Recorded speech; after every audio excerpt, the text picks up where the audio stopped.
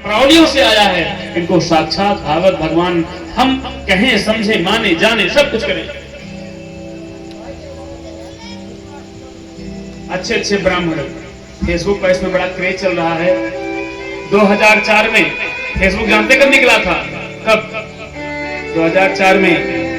और उसके संस्थापक कौन है जानते हैं? Mark Zuckerberg. एक ऐप के माध्यम से 2004 में मार्क जुकरबर्ग ने निकाला था कि मैं एक ऐसा विश्व में अपना ऐप स्थापित करना चाहता हूं कि 208 देश हैं धरती पर। पूरी धरती पर 29% जल है, 29% थल है, 71% जल है। और 208 देश हैं धरती पर, एशिया, अफ्रीका और सब मिलाकर के। प्रस्तावित हैं 208, 198 प्रस्तावित हैं, और जो बचे हैं 10-12 देश, वो सब किसी के अधिकृत में हैं।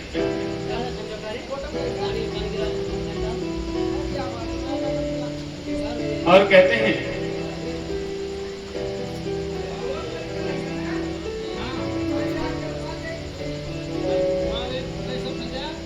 भूल गया, पता नहीं क्या कह रहा। फेसबुक की बात बता रहा हूं मैं। फेसबुक का जो इसमें बड़ा ट्रेड चल रहा है, अच्छे अच्छे ब्राह्मण, विप्र, फलाने पाड़े, फलाने शुक्ला, केवल शुक्ला हो गए हैं, बस वही हैं। लगते हैं कि फलाने बाबू का जन्मदिन मुबारक हो। अरे मुबारकबाद मना रहे हैं, तमीज तो है नहीं बोलने की। फेसबुक पे महाराज मुंह से बोल के फलाने मुबारक हो, लिखने का, टाइपिंग करने का तरीका नहीं है। अच्छे अच्छे ब्राह्मण को देखता हूं, उनको शर्म नहीं लगते अपने आप को, कहते हैं फलाने मुबारक हो, सालिग्राह की मुबारक हो। अगर मुबारक आपके जीवन में आ गया है तो हमारे सत्य सनातन धर्म का हार्दिक मंगल कामनाएं, अन्य शुभेच्छाएं कहां चली गई वो? मैं मात्र ब्राह्मण की बात कर रहा हूं। इसको सुधार लें, सावधान।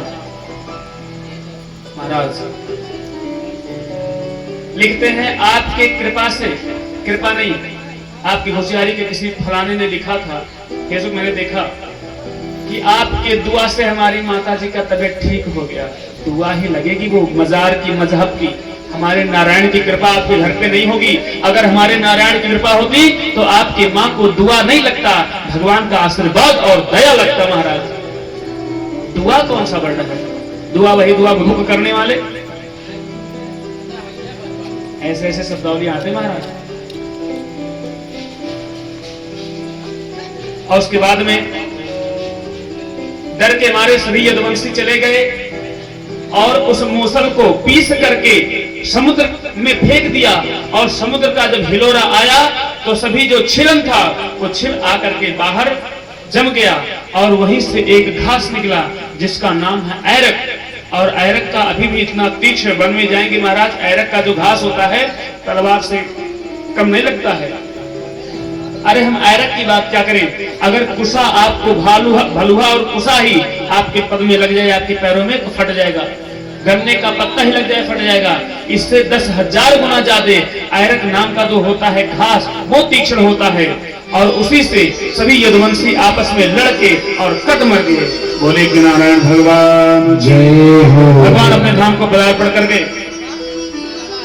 श्री सुखदेव जी महाराज कहते हैं, राजा परीक्षित, आपने 6 दिन से कथा सुनी, सप्ताह दिवस का कथा चल रहा है। आप बताओ अब आप मरेंगे कि आप करेंगे?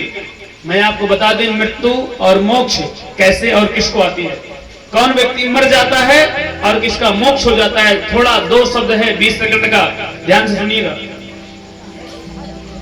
मोक्ष जानते हैं किसका होता है? व्यक्ति जिंदा है, व्यक्ति जिंदा है और अपने जीवन में सारी तृष्णाओं को मार दिया। ऐसे भी धरती पे हैं, तब उनका उदाहरण दिया जा रहा है। हम आप जिंदा हैं, हमारे आपके हृदय से सारी तृष्णाएं मार दी गई कि मैंने अपने बेटे का विवाह कर दिया, मैंने अपनी बेटी का विवाह कर दिया, मकान बना दिया, ये काम कर दिया, वो कर दिया।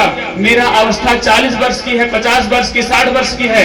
आज से मुझे कुछ नहीं करना है। क्या करना है? केवल सीताराम, राधे श्याम, भगवान का भजन, पूजा पाठ इत्यादि, यही सब करना है। यही मोक्ष को पदार्पण कर गए महाराज। आपने सारे तृष्णाओं को मार दिया। अब हमें कुछ नहीं करना है, अब केवल भगवान की कथा करनी है। और जो व्यक्ति मरने के लिए आतुर है, मर रहा है। घर वाले घृणा कर रहे हैं कि बेटी की शादी अगले हफ्ता में, हमारे पिताजी चारपाई पे लेते हैं, मलमूत्र भोजन प्रसाद एक ही चारपाई पे हो रहा है, वहीं भोजन भी चल रहा है, वहीं मलमूत्र भी हो रहा है, पता नहीं चल रहा है।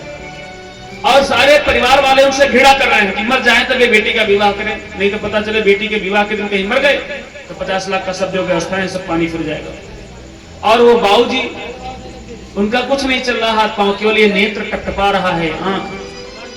वो सोच रहे हैं कि बेटी का विवाह देख ले तब मरे। इसी को कहते हैं